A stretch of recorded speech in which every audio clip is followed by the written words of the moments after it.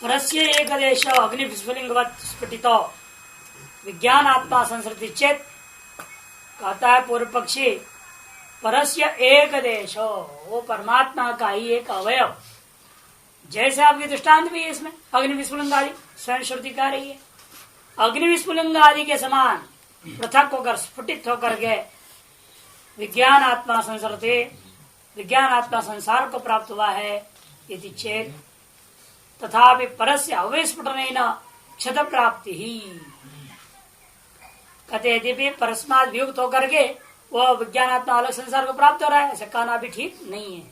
कि परस्माद परमात्मा से अग्नि विस्फुलिंग आदि के समान भी यदि आप अंशभूता जीव को पृथक होकर रह रहा है, ऐसा यदि आप व्याख्या करना चाहते हो, ये जो गति कल्पना है आपकी, यह कल्पना भी ठीक नहीं है। क्यों? उस स्थिति में तथापि परस्य अवयव स्फुटनेन, पर का एक अवयव की पार्थक्यता के कारण से क्या होगा? क्षत प्राप्ति, उसमें क्षति हो जाएगी। एक अवयव की चीज की अलग निकाल दो, एक पुर्जा निकाल दिया तो क्षति तो हो ही गया। तत्संसरणे च परमात्म प्रदेशांतर व्यू है छिद्रता प्राप्ति। और यदि उसकी संसरण भी आपने मान लिया, वो अलग भी हो गया, वो चला भी जाएगा, इधर उधर घूमेगा फिरेगा। अब इसको आपने क्या मान रखा ईश्वर को?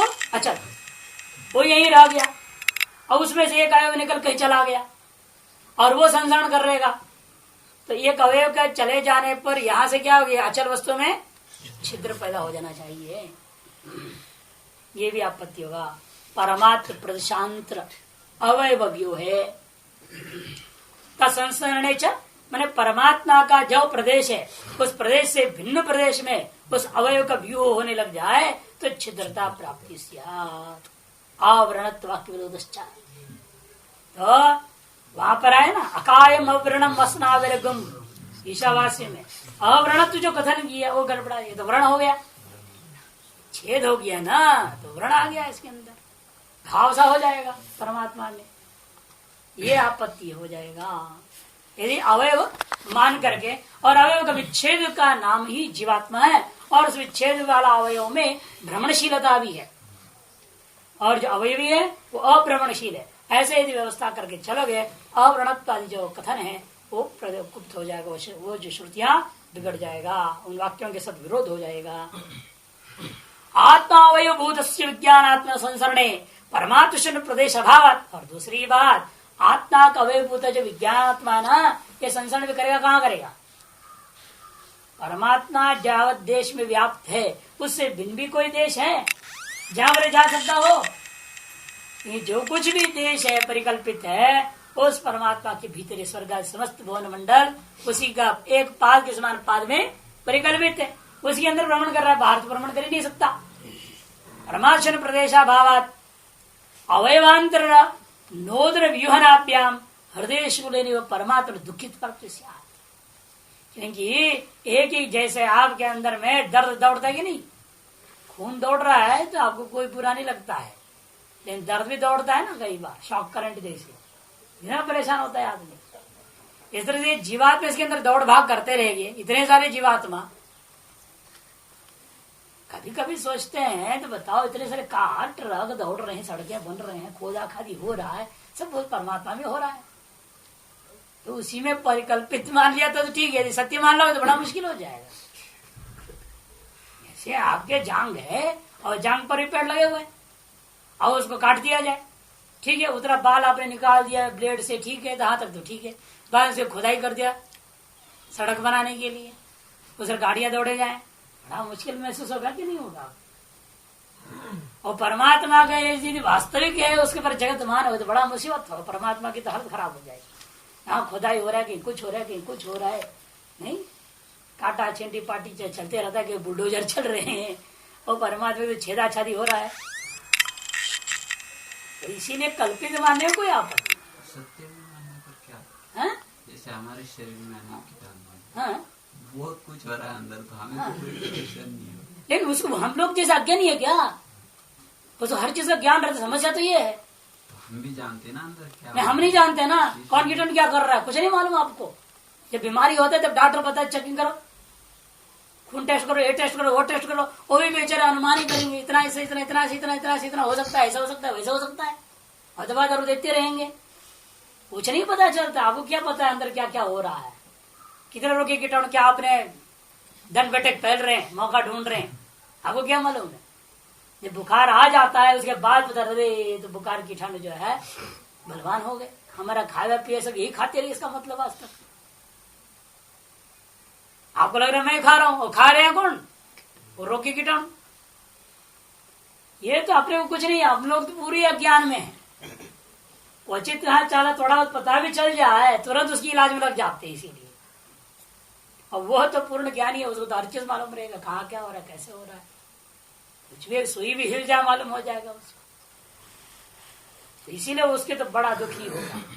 अतः संसरणे परमात्म शून्य प्रदेश अभावाद अवयवांतर नोदर विवनाभ्याम, अवयवांतर के साथ उसका जो है निर्गमम समूहनाभ्याम, अवयवांतर के साथ उसको इससे उधर अलग होकर अलग चला जाएगा, उसे जुड़ेगा, उसे यहाँ का इधर जुड़ जा रहा है, ऐसे वैसे जब होते रहेगा तो निश्चित रूपे न हृदय शूले न हृदय की पीड़ा के समान परमात्मा में दुखित्व प्राप्ति से परमात्मा के अंदर दुखित्व की प्राप्ति हो जाएगी।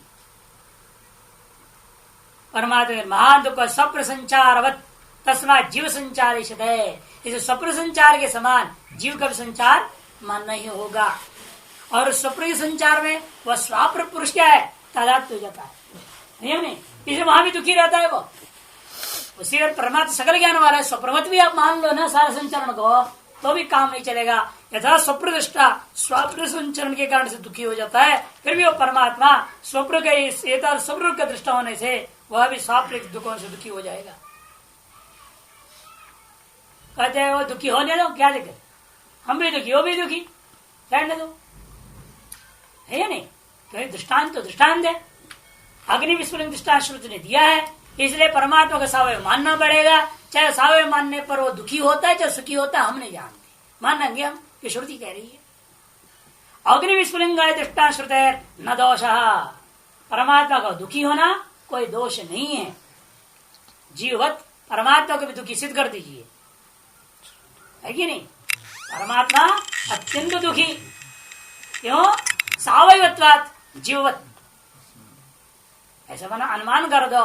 इसी श्रुति अगर अग्निस्फुलिंगादिवत दृष्टांत बना दो, यदि चेत न, अरे श्रुति सावयव का बोधक नहीं है, अवयव अवयव भाव का बोध करने में इसका तात्पर्य नहीं। इसका तात्पर्य केवल क्या है अब बताने जा रहे हैं, जीव ब्रह्म ऐक्यत्व का बोध करना। अग्नि और विस्फुलिंग सावयव होकर अलग हुए हैं, तद्वत यह परमात्मा जो तो सावयव होने से अलग हुए हैं, ये अर्थ यहाँ कहना इष्ट नहीं। जैसा एक अग्नि आपका हाथ को जला सकता है, उतनी चिंगारी भी आपके हाथ को जला सकता है। दाहकत्व प्रकाशकत्व किंचित न्यूनताधिकता से विशिष्ट होकर अग्नि और विस्फुलिंग में समान रूप में देखा जाता है। अग्नि बड़ा है, ठीक है, वो ज्यादा जलाएगा, और विस्फुलिंग छोटा है, वो कम जलाएगा तो जरूर, पूरा कपड़ा को जला देगा अग्नि, लेकिन विस्फुलिंग जो आया उत्तर छेद करके तो छोड़ेगा ही वो, जला कर। इसे दाह का तो समान है या नहीं, अतएव विस्फुलिंग अग्नि से अभिन्न है। प्रकाशत्व भी ठीक है, अग्नि बड़ा प्रकाश है, वो बहुत ज्यादा चीजों को प्रकाशन करता है, और छोटी सी चीज है उसके अगल बगल में जो पड़ी उसको तो प्रकाशन कर ही देगा वो। यथा दाहकत्व प्रकाशकत्व आदि आप देखते, जिस जो चीज आप देखते हो वो अग्नि में है, तद्वत दूसरे में भी है। न्यूनाधिकत उपाधिकृत दोष है, ये उपाधि छोटा है, वो उपाधि बड़ा है। इसलिए परमात्मा जीवात्मा उपाधिकृत दोष के कारण से अल्पज्ञ सर्वज्ञ सकल व्यवहार होता हुआ भी वह सच्चिदानंद ब्रह्म स्वरूप है, यह भी सच्चिदानंद ब्रह्म है। इस पर जीव ब्रह्म ऐक्यत्व मात्र का बोधन करना में यहाँ तात्पर्य समझ दृष्टान्तों को सावयत्व का पूर्वक सत्यत्व का बोध कराना इष्ट नहीं है। इसलिए श्रुते है ज्ञापकत्वा, क्योंकि प्रमाण कारक नहीं होता है, ज्ञापक होता है। परमात्मा में सावयत्व को प्रमाणों से उत्पन्न नहीं कर सकते, लेकिन वहां के निरवयत्व को संपादन करने के लिए प्रमाणों को ज्ञापक रूप में इस्तेमाल किया जा सकता है। हमेशा प्रमाण है या जो आपका व्यक्ति है, शास्त्र है, ये सब में अंतर क्या है? इसे कहा शास्त्र में प्रमाण, व्यक्तिस्तु न प्रमाण। शास्त्र प्रमाण है, व्यक्ति का प्रमाण नहीं होता है। और प्रमाण हमेशा क्यों प्रमाण है? वो क्योंकि ज्ञापक होने से प्रमाण है। वो तत्व का ज्ञापक है, तत्व का अन्यथा कारक नहीं है। किसी भी वस्तुअंतर का, जो किसी भी वस्तु के भी जो धर्मों का वस्तुअंतर रूपेण परिणत करके शास्त्र निर्माण नहीं कर सकता। इसे कहते हैं श्रुति ज्ञापकत्वा। विस्तार से समझाएंगे। न शास्त्रम पदार्थान अन्यथा कर्तुम प्रवृत्तम। शास्त्र जो है पदार्थों को, वस्तुओं के स्वभाव को, प्रत्यक्षादि प्रमाण की तरह निश्चित पदार्थों को अन्यथा करने में सामर्थ्य नहीं रखता। शास्त्र कभी उल्टा पुल्टा काम नहीं करना चाहता है, न कर सकता है। किंतु फिर शास्त्र करता क्या है? यथा भूतानाम अज्ञातानाम ज्ञापने प्रवृत्तम, उसके साथ जोड़ेगा। जो वस्तु जैसा है लेकिन हमें अज्ञात है, उसको ज्ञापन कराना शास्त्र का काम है। शास्त्र इतना ही कर रहा है, जो वस्तु जैसा है उसको उल्टा पुल्टा नहीं करने के लिए प्रवृत्त नहीं है। लेकिन यथा भूतानामेव अज्ञातानां चेत ज्ञापने प्रवृत्तम भवति। यदि आपको ज्ञात है पहले से, फिर तो शास्त्र की जरूरत ही नहीं। इसलिए कहा ब्रह्मानुभूति के पश्चात, प्रोक्षानुभूति के पश्चात ये शास्त्र वेद आदि भी मिथ्या हो जाता है, खत्म। अनुभूति होने तक के लिए शास्त्र है ज्ञापक। अनुभूति के पश्चात इसकी भी कोई जरूरत नहीं, कि ज्ञात हो गया। ज्ञात है तत्व प्रमाणम प्रवर्तते, अज्ञात है प्रमाणम प्रवर्तते। आपको अज्ञात है, आप प्रमाण के उसको जानिए। इसलिए यथाभूत वस्तुओं को, वो भी कैसे है वो यथाभूत वस्तु, अज्ञात यथाभूत वस्तुओं को ज्ञापन करने में ही शास्त्र की प्रवृत्ति होती है। किंचतः शण्वतो यद भवति, कहते हैं किंचातः। और दूसरी बात है शास्त्र से अज्ञात ज्ञापन स्वभावत्यपि परस्य निरवते किम लब्धम। किंचातः, पूछने वाला अरे और क्या, उसे क्या हुआ? ठीक है, ज्ञापक है, इसी बात को ज्ञापन कर रहे हैं। मानो तुम नहीं जानते हो परमात्मा सावयव है, और शास्त्र बता रहे परमात्मा सावयव, ऐसी मान लो। आप नहीं जानते हैं कि परमात्मा सावयव है, और शास्त्र दृष्टांत के द्वारा परमात्मा सावयव तो ज्ञापन कर रहा है, ऐसे में व्याख्या करोगे तो क्या होगा? सुनो तो यद भवति, अरे भाई सुनो क्या होगा ना, वो मैं बता। यथाभूता मूर्ता मूर्त पदार्थ धर्मा लोके प्रसिद्धा तद दृष्टान्तोपादानेन तद अविरोधी वस्तुअंतरम ज्ञापयितुम प्रवृत्तम शास्त्रम न लौकिक वस्तु विरोध ज्ञापनाय लौकिकम एव दृष्टान्तोपादते। स्पष्ट कर दिया। यथाभूता मूर्ता मूर्त पदार्थ धर्मा, मैंने याद रखा यथाभूत में जो जिस प्रकार के हैं, कैसे मूर्त और अमूर्त आदि पदार्थ, स्थूल सूक्ष्म जो सांसारिक पदार्थ हैं, वो जिस धर्म वाले हैं, पदार्थ एवं धर्म पदार्थ धर्म लोके प्रसिद्धा, लोक में जो जैसा प्रसिद्ध है, तद दृष्टान्तोपादान, उनको दृष्टांत रूप में ग्रहण करना पड़ता है। दृष्टांत भी कौन से? जितने भी, ये अग्निस्फुलिंग भी ले लीजिए, आगे भी और जो जो दृष्टांत आते हैं धुंधुबी वगैरह का, है ना, वो सारे दृष्टांतों को समझिए। कोई भी दृष्टांत सामान्य नियम बना रहे हैं यहाँ। तद दृष्टान्त उपादान, उनके दृष्टांतों को उपन्यास के द्वारा ग्रहण करने के द्वारा तद अविरोधी वस्तुअंतरम ज्ञापयितुम प्रवृत्तम। लेकिन उन्हीं पदार्थों के आदर्शी पदार्थ है, उस लोक प्रसिद्ध पदार्थों के अविरोधी तत्व उसमें कोई चीज है, ये हम बोध करा रहे हैं। पदार्थ विरोधी कोई तत्व हम बोध नहीं करा रहे हैं। पदार्थ अविरोधी वस्तुअंतरम ज्ञापयितुम प्रवृत्तम शास्त्रम न लौकिक वस्तु विरोधी विरोध ज्ञापनाय लौकिक दृष्टान्त उपदेते। लौकिक दृष्टांत से लौकिक तत्व का ही विरोध को ज्ञापन करेगा क्या कोई? ऐसा कभी नहीं हो सकता। उल्टा चोर जो है कोतवाल बन गया वाली कहानी यहाँ नहीं चल सकती है। उपाधि मानव भी दृष्टान्त अनर्थक। यदि मान लो ऐसे कोई दृष्टांत आप लेकर के जो प्रत्यक्ष सिद्ध का पलाप करने के प्रयास करोगे ना, वो दृष्टांत भी व्यर्थ हो जाएगा। उपाधि मानोपी दृष्टांत अनर्थक एवं स्यात्, दार्ष्टान्तिक संगत है कि दार्ष्टान्त के साथ उसकी जो है संगति बैठ नहीं सकती है। नहीं अग्नि शीत आदित्य न तपति वा दृष्टांत शतेना भी प्रतिपादितुं शक्यम्। अग्नि शीत द्रव्यत्वात् जलवत्, आप अनुमान बना लीजिएगा। अग्नि कैसा है? ठंडा है। क्यों? द्रव्य, जैसा जल द्रव्य होता है, जल ठंडा नहीं होता है क्या? उसी प्रकार ये भी ठंडा है। ऐसा कोई अनुमान करें तो वो अनुमान, ऐसे सैकड़ों अनुमान में और भी दृष्टांत ढूंढ लो, आप कोई दिक्कत नहीं है। इसे आदित्य न तपति, आदित्य जो है तपाता नहीं है। आदित्य अतपनशील, आदित्य कैसा है? अतपनशील। बुधा बुध ग्रहवत है ना, ग्रहत्वात् बुधादि ग्रहवत। जैसे बुधादि ग्रह है, बुध है आपका, राहु है, केतु है, शनि है, ये सब ताप रहे हैं क्या? नहीं तपाते, ग्रह तो है वो भी। आदित्य भी ग्रह है, ये तो बना दो ग्रहत्वात् बुधादि ग्रहवत, ऐसा अनुमान कर सकते। फिर इसके मतलब क्या? प्रत्यक्ष जो आदित्य तपा रहा है वो खंडित हो जाएगा? कभी नहीं हो सकता। इसे प्रत्यक्ष से किसी भी वस्तु के धर्म का अपलाप करने के लिए प्रत्यक्ष से कोई दूसरे दृष्टांत के दृष्टि करने का प्रयास करोगे, वह दृष्टांत ही व्यर्थ हो सकता है, लेकिन आप वस्तु का जो है यथार्थ स्वभाव को सिद्ध नहीं कर सकते। दृष्टांत तेना भी प्रतिपादयितुं न शक्यम। प्रमाणांतरेण अन्यथा अधिगतत्वात् वस्तुना, क्योंकि जिन प्रमाणों को आप लेके चल रहे हैं दृष्टांत के लिए, उन दृष्टांतों को जिन प्रमाणों के आधार पर प्रस्तुत कर रहे हो, उससे भिन्न प्रमाण क्या है और उससे प्रबल प्रमाण के द्वारा उस वस्तु का वास्तविक स्वभाव आपको अधिगत हो चुका है। प्रमाणांतरेण अन्यथा अधिगतत्वात् वस्तुना, प्रमाणांतर में यहाँ पर जैसे दृष्टि आपने अनुमान किया आदित्य न तपति, यह प्रमाणांतर हो गया प्रत्यक्ष प्रमाण। उसके द्वारा प्रमाण हो गया आदित्यो तपति, ये वस्तु का अनुरूप। अनुरूप मतलब जो रूप आप सिद्ध करने चाह रहे थे, क्या? अतपनशीलता, उसके विरुद्ध तपनशीलता ही सिद्ध हो जाता है।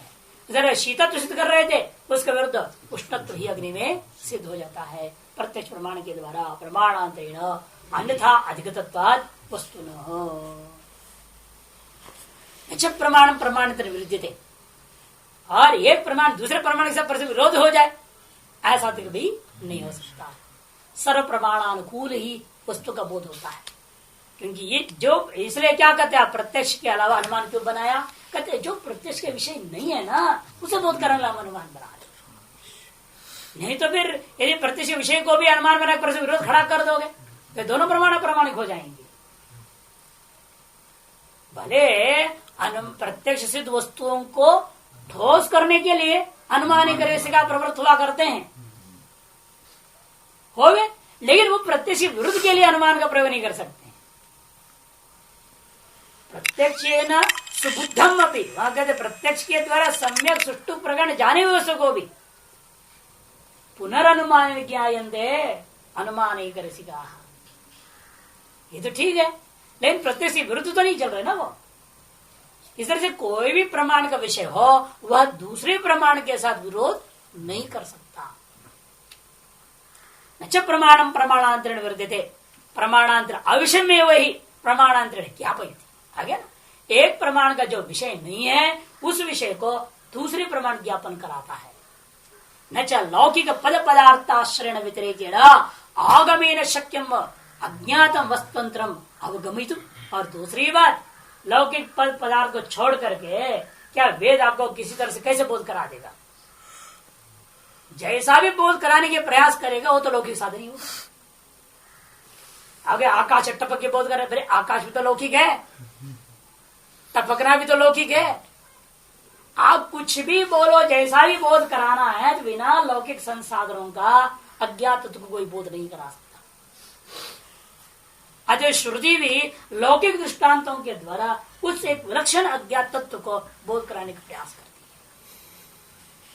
है। लौकिक पद पदार्थ आश्रयण व्यतिरेकेण, अर्थात लौकिक पद पदार्थ को आश्रय किए बिना आगम प्रमाण भी आगमेन अज्ञातम वस्तुंतर अवगमितुम न शक्य।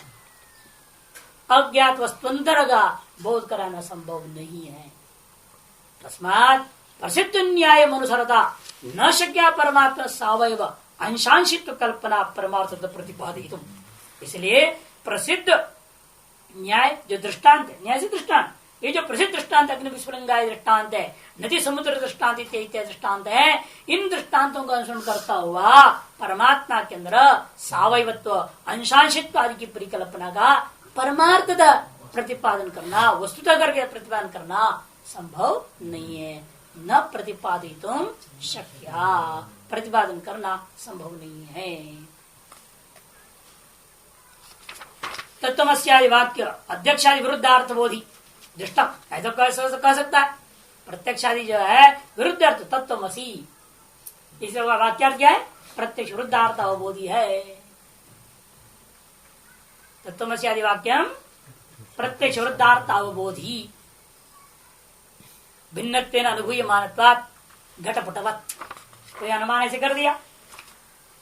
तत्व और तम जो है भिन्न अर्थों का अवबोधि है। क्यों? क्योंकि यहाँ पर हम भिन्नत्व अनुभव कर रहे हैं। प्रत्यक्ष के द्वारा सिद्ध है भिन्नत्व, जीवेश्वर को परस्पर भिन्नत्व अनुभव कर रहे हैं। घटपट जैसा भिन्नत्व अनुभव करते हैं, उसी प्रकार ऐसे कोई अनुमान कर सकता था। उसी अनुमान के का प्रमाणम प्रमाणांतर न विरुद्धते। यह प्रमाण क्या, आपने जो अनुमान बनाया ये श्रुति प्रमाण के विरुद्ध है, श्रुति प्रमाण के विरुद्ध है। इस श्रुति रूपी आगम रूपी प्रमाण का विषय का विरुद्ध में किया हुआ अनुमान आभास है, वास्तविक नहीं हो सकता। अतएव तत्वमस्यादि वाक्य अभिन्नार्थावबोधि होगा, आगम प्रमाण बोधित्व। ठीक उसके विपरीत हम अनुमान करते हैं।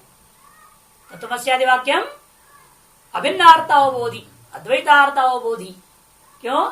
आगो प्रमाण विषयत्व, यह आगम बुद्धिमानत्व, ये तो बना।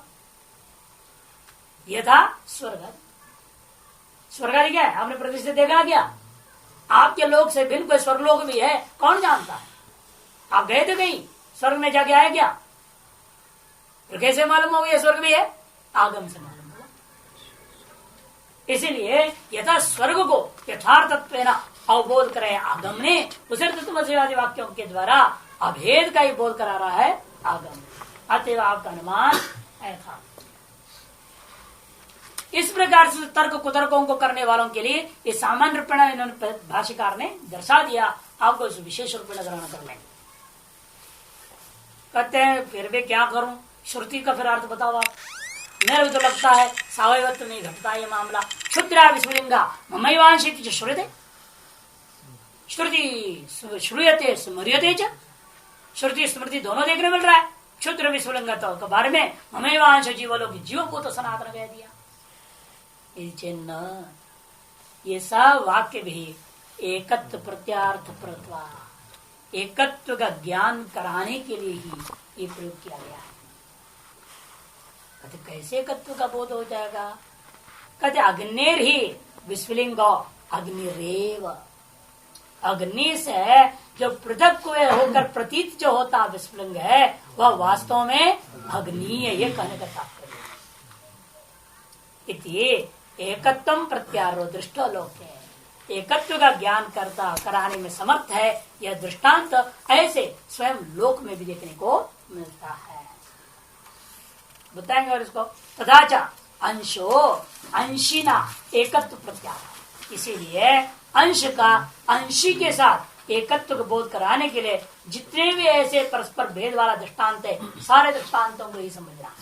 अंश सदा अंशी के साथ अभिन्न नहीं होता है, इतने में तात्पर्य। तत्रैवं सति विज्ञानात्मना परमात्म विकारांशत्व वाचका शब्द परमात्मैकत्व प्रत्यादित्सवः। इसलिए जितने भी वाक्य आप ढूंढ लीजिए जहां पर परमात्मा का विकार रूपेण ये जीवात्मा अलग है, विकारात्मक है, सावयात्मक है, परिणामात्मक है, जितने जितने भी हो इस प्रकार के दिखाई दे रहे हैं, उन सकल वाक्यों में भी जितने भी शब्द है ना, उन शब्द क्या लेना? परमात्मैकत्व प्रत्यादित्सवः, परमात्मा के साथ जीव की एकत्व ज्ञान ग्रहण कराने वाले हैं। एक कैसा आपने निर्णय ले लिया? तब कहते हैं उपक्रमोपसंहाराभ्यांच, उपक्रम और उपसंहार के निर्णय ले रहा हूं मैं। क्या है उपक्रमोपसंहार? सर्वासु उपनिषत्सु पूर्वम एकत्वं प्रतिज्ञाया दृष्टान्तेर हेतुश्च परमात्मा विकारांशादित्वं जगत प्रतिपाद्य पुनरेकत्व उपसंहरति। सगल उपनिषद में आप देख लीजिए, शुरू होता है एकत्व लेकर। एक को अहम बोल दिया, मैं एक था, मैं बहुत होना चाहता हूं, है कि नहीं? तत् एक ही था, तेजो सृजत, उसे तेज की सृष्टि कर डाला। जितने भी आप देखेंगे पहले एकत्व का बोध कराया, मैं एक ही था वो, बाद में उसने क्या किया? कहते हैं दृष्टांत हेतु, अनेक दृष्टांतों के द्वारा, अनेक युक्तियों के द्वारा, दृष्टान्त दुंदुभ्यादि भी तज्जन्यत्वादि रूप ही जो है हेतु युक्तियों के द्वारा परमात्मा विकार अंश आत्म, परमात्मा का विकार है जगत है, परमात्मा का अंश रूपा जीव है, इत्यादि इत्यादि का जगत का बीच में प्रतिपादन किया। पुनः अंत में क्या किया? दोबारा एकत्व उपसंहरति। तद यथेया, यही बताओ, करेगा दृष्टांत के समझाओ, करे यही ले लो ना, अन्य जाने क्या जरूरत है। इसी जो है दृप्त बाला के अजाशत्रु का प्रसंग में देख लीजिए आप, सर्वम यदेम आत्मा इति प्रतिज्ञा, यथा यही बताओ इदम सर्वम यदेम आत्मा, ऐसे जो है प्रतिज्ञा किया। 6 अत्रैव उपनिषदि 2, 4, 7 का ले रहे, 2, 4, 7 आगे का ले रहे, इस दृप्त बाला की दृष्टांत नहीं लिया, ये विषय ले रहे हैं यहाँ पर इसी उपनिषद में, इसी प्रकरण में नहीं, इस उपनिषद इदम सर्वम यदेम आत्मा, इस प्रकार से प्रतिज्ञा उत्पत्ति लय हेतु दृष्टांत ही विकार विकारित्व आदि कहते। इस पर प्रतिज्ञा करने के बाद उत्पत्ति स्थिति लय के लिए आवश्यक होता कारण प्रदायक युक्ति का प्रदायक दृष्टांतों के द्वारा उक्त दृष्टांत विकार विकारित्वादि एकत्व प्रति हेतून विकार विकारित्व भाव का प्रतिपादन किया। क्यों प्रतिपादन किया? एकत्व का ज्ञान के साधनीभूता इन चीजों को बोध कराकर प्रतिपाद्य अनंतरम अबाह्यम अयम आत्मा ब्रह्म इति पुनर्वृषित। उसके बाद कहा अनंतरम अबाह्यम, ये अनंतर है, ये भेद रहित है, भीतर बाहर का जो है परिच्छेद से रहित है, ऐसे कहा। और ये भी कह दिया अयम आत्मा ब्रह्मो, ये आत्मा क्या है? अनेन प्रत्येक भेद प्रतिष्ठित, अयम आत्मा ब्रह्म, अयम आत्मा प्रत्येक आत्मा, और प्रत्येक आत्मा क्या है? ब्रह्म ही है, ऐसे कह दिया। अयम आत्मा ब्रह्म इति उपसंहरिष्यति, ऐसे उपसंहार किया वहां 2:5:19 में, 2:4 में शुरू हुआ, 2:5 में जाकर के समापन हुआ। तस्माद उपक्रम उपसंहाराभ्यम अयम अर्थो निश्चिते, उपक्रम और उपसंहार के द्वारा यह अर्थ यहाँ निश्चय हो जाता है कि परमात्मा को प्रतिदृढ़, परमात्मा जीवात्मा की एकत्व ज्ञान को दृढ़ करने के लिए उत्पत्ति लय प्रतिपादिकानि वाक्यानि थी। उत्पत्ति लय जितने भेद परक वाक्य है, ये सब केवल एकत्व को और दृढ़ करने के लिए प्रयोग किया गया है, अन्यथा वाक्य भेद प्रसंग अच्छा नहीं तो वाक्य भेद दोष भी आ जाता है। सर्वोपनिषद से विज्ञानात्मना परमात्मना एकत्व प्रतिविधियत है, और सकल उपनिषदों में वास्तव में जीवात्मा का परमात्मा के साथ एकत्व का विज्ञान विधान किया गया है। संभवती एक वाक्यत्व वाक्य भेद निश्चित है, कुमार भट्ट की वार्तिक है। संभवती एक वाक्य थे, सबको मिलाकर एक वाक्यता बना सकते हो, जहां वहां पर अलग अलग वाक्य का अलग अलग अर्थ घटाना, पृथक पृथक परिकल्पना कर देना, ये अलग है वो अलग है, इससे कोई मतलब नहीं है। ऐसा जो है परस्पर वाक्यों के परस्पर अन्वय जहाँ संभव है वहां भी अन्वय न करते हुए अलग अलग अर्थ निकालने के जो प्रयास करना है वो उचित नहीं है, वाक्य तो एक दोष है, ये ऐसा वर्णन किया है कुमार भट्ट ने मीमांसा में। उसके आधार पर बोल रहे हैं सर्वोपनिषद ही विज्ञानात्मन परमात्मा एकत्र प्रतिविद्यते है, सकल उपनिषदों में तत्व समन्वयात के आधार पर इस जीवात्म परमात्मा के साथ एकत्व का ज्ञान ही विधान किया गया है। इति अविप्रतिपत्ति सर्वेषाम उपनिषदवादिना, इस विषय में कोई परस्पर विप्रतिपत्ति न संशय विरोध नहीं है। किनमें? जो उपनिषदवादी लोग हैं, सर्वेषाम उपनिषदवादिना, सकल उपनिषदवादी लोग इस बात को स्वीकार करते हैं। ऐक्यम एवागमार्थो अखिल वृद्ध समत्वा, ऐक्य ही आगम का अर्थ है, ये जो है सकल वृद्ध सम्मत है।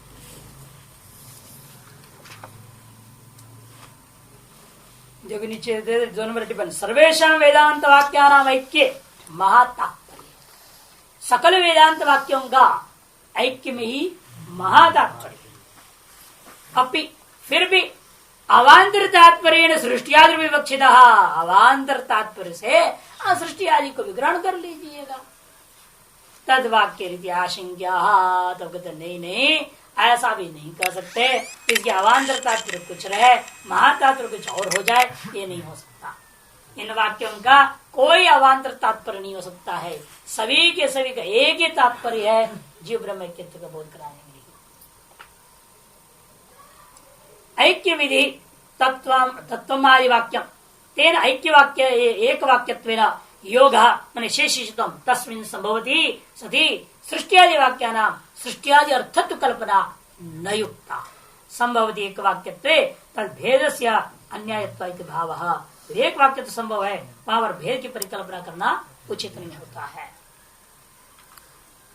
भाष्यकार तद विधि एक वाक्य योगी इस पर टिप्पणी थे ना, तद विधि क्या एक वाक्य योगे, उस विधि के साथ में एक वाक्यता का संबंध जब बन सकता है तो संभवती उत्पत्ति आदि वाक्यान वाक्यांतर तो कल्पनायाम न प्रमाणमस्ति। उत्पत्ति आदि वाक्यों में एक अन्यार्थ बोधकता रूपी वाक्यांतरत्व की परिकल्पना करना प्रामाणिक नहीं हो सकता,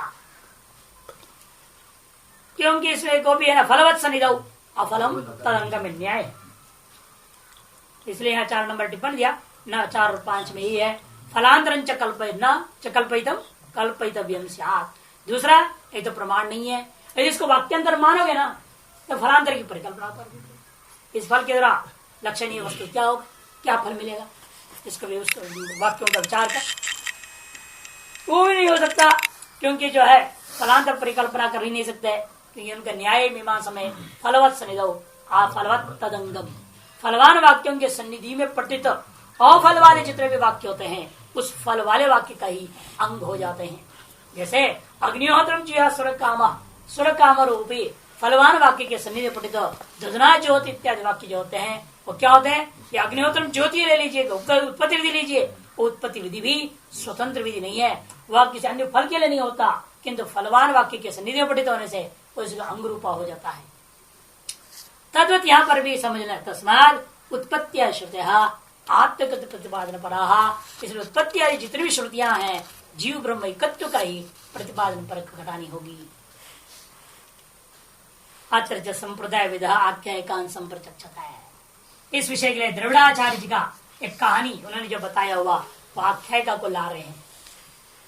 क्या हुआ, कश्चित किला राजपुत्र जात मात्र, किसी के यहाँ राजा का कुल में एक राजपुत्र पैदा हुआ, और पैदा होते ही माता पितृभ्यम अपविद्धो व्याध गृह समर्दिता, किसी कारणवश माता पिता से उसको अलग हो जाना पड़ा।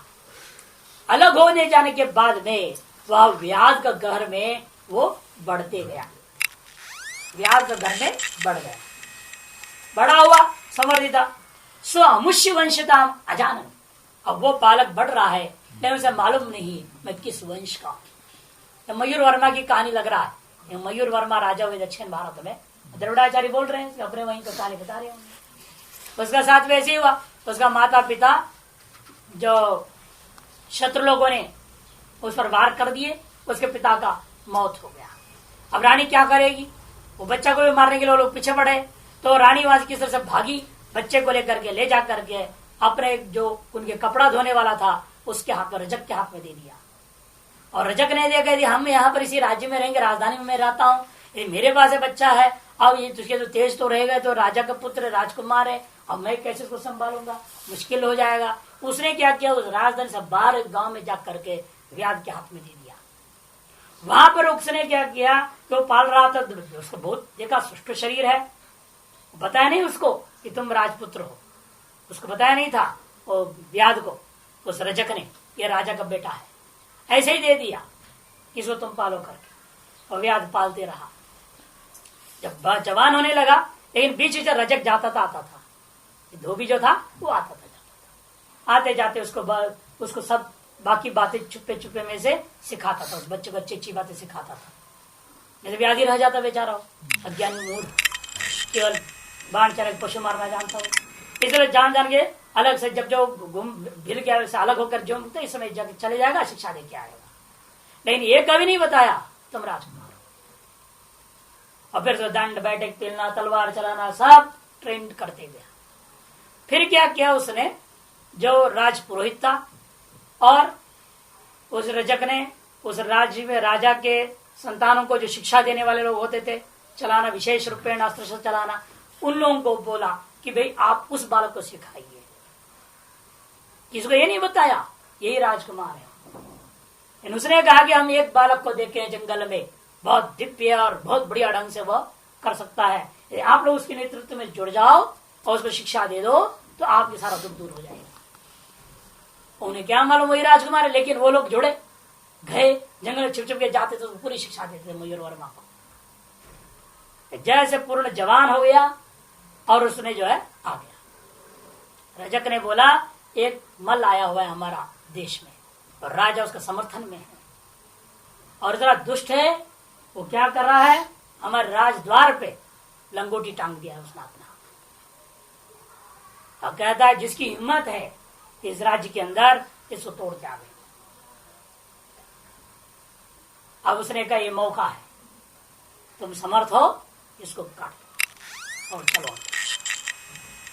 और इस तरह से उसने उस लंगोटी को काट दिया जो टंगा हुआ को, फिर वहां से आया तो उसकी वार हुई और उस मल को मार डाला।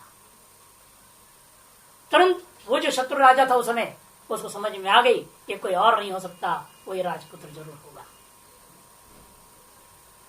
लेकिन वो कहता है नहीं, मैं तो व्याध का पुत्र हूं। वो कहता है मैं व्याध पुत्र हूं, मैं राजपूत का पुत्र नहीं हूं, मैं आपके लिए भी नौकरी कर सकता हूं। फिर उसने अपना मल बना करके रख लिया। अब देखा कि भाई तो काम बिगड़ जाएगा, तो उसके नमक खाएगा तो फिर दिक्कत पड़ेगा।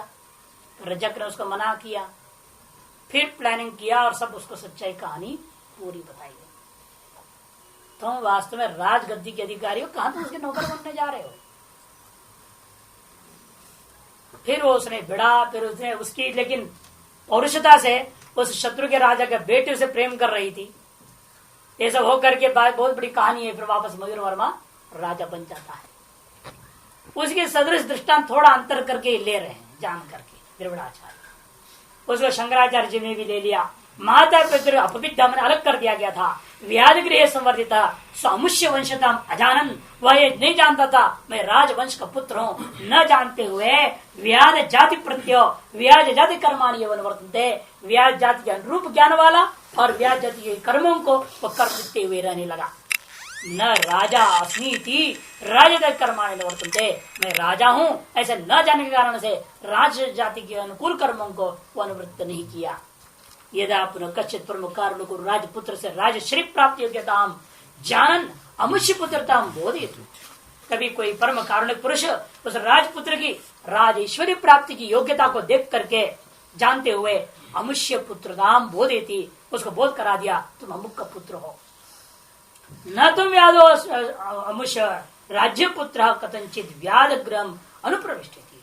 तुम वाक्य में व्याध नहीं हो, व्याध पुत्र नहीं हो, तुम तो अमुक राजा के पुत्र हो, किसी कारणवश तुम व्याध ग्रह में आ चुके थे और यहाँ तुम बड़े हुए हो। सएवं बोधिता, और राजपुत्र जो व्याध पुत्र अपने आप को मान रहा था अभी तक, इस प्रकार से परम कारण जब बोधित कर दिया गया, त्यक्त्वा व्याध जाति प्रत्यकर्माणि, उसने क्या कर दिया, तुरंत अपने व्याध जातित्व का अभिमान को और तज्जन्य जो कर्म करता था उन कर्मों को तत्काल त्याग दिया। और पितृ पितामहीम आत्मन पदवी मनोवर्ते, पिता और पितामह इत्यादियों के जो मार्ग पे चलता हुआ उसी मार्ग को स्वयं स्वीकार अनुवर्तन करते हुए राजा अहम अस्मि की निश्चय कर लिया। तथा किल अयम परस्मात् अग्नि विस्फुलिंगादिवत् तज्जात्रेव विभक्त देहेन्द्रियादि गहने वने प्रविष्टो असंसार देहेन्द्रिया संसार धर्म अनुवर्तते देहेन्द्र संगातो अस्मि कृश स्थूल सुखी दुखी परमात्मा अजानन आत्मना। पूरा दृष्टांत बड़ा सुंदर घटा दिया।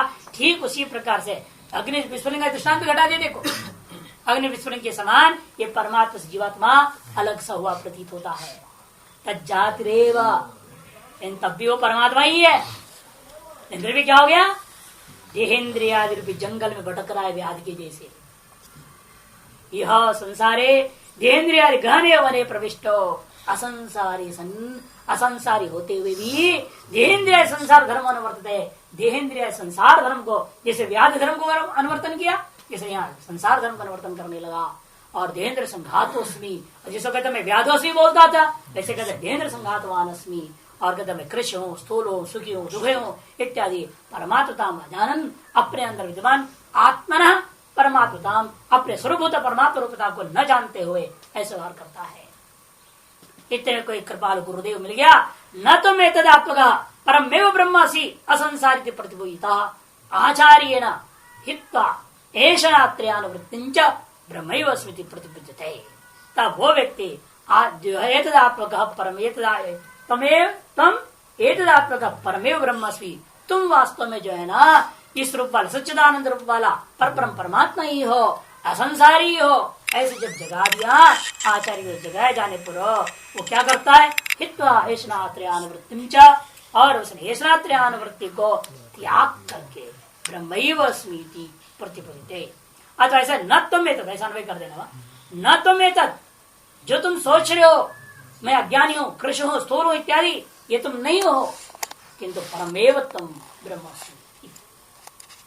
न तुम एतदात्मक यत्त्वया चिंतितम, किंतु परमेव ब्रह्मासि असंसारिति प्रतिबोधित सन आचार्येण हित एषणा त्रयानुवृत्ति। केवल प्रतिबोधित होने पर नहीं होगा, जानकर भाषा पीछे जोड़ दिए हैं। इस लोग कहते ना आचार्य ने घोषणा कर दिया आप ब्रह्म है, बस हो गया, हमने जान लिया ना, जानना ही तो था मैं ब्रह्म है, तू जान लिया मैं ब्रह्म हूँ, बात खत्म हो गया, मैं मुक्त हो गया।